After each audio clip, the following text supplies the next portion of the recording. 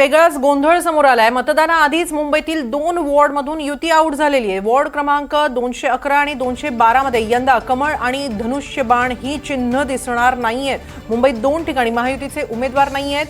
Ward क्रमांक 211 212 मध्ये महायुतीचा उमेदवारच नाहीये। शिवसेना आणि भाजप दोन्ही पक्षांकडून उमेदवार देण्यात आलेला नाहीये।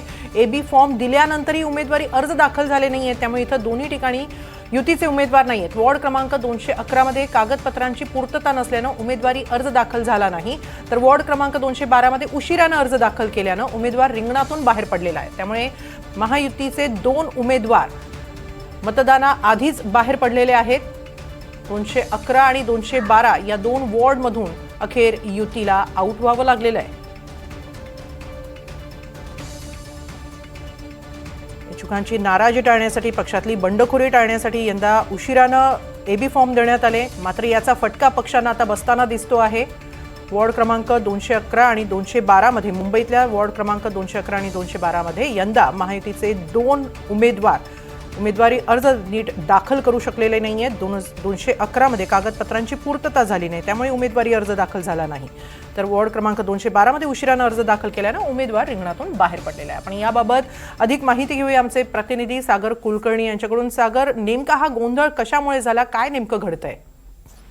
मुळात वॉर्ड क्रमांक 211 आणि 212 मध्ये एक जागा भाजप आणि एक जागा शिवसेनेला देण्यात आली होती, पण दोन्ही ठिकाणी उमेदवारी अर्ज शेवटच्या काल सायंकाळी 5 वाजेपर्यंत दाखल झाले नाही, यामुळे मोठा पेच प्रसंग निर्माण झालाय।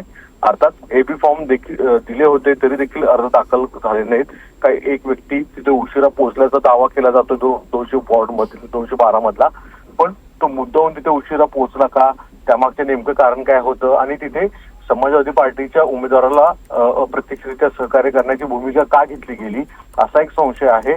आणि या संपूर्ण प्रकरणाची आता चौकशी सुद्धा अंतर्गत लावली जाणार आहे की उमेदवाराकडे एबी फॉर्म देऊन देखील एवढ्या मोठ्या पक्षाकडनं उमेदवाराकडनं कशी हलगर्जीपणा किंवा चुकीची पद्धत केली गेली आणि त्याच्यामुळे 2 वॉर्डामध्ये आता उमेदवारच नसणार आहेत। नक्की, धन्यवाद सागर, आपण दिलेल्या या सविस्तर माहितीबद्दल।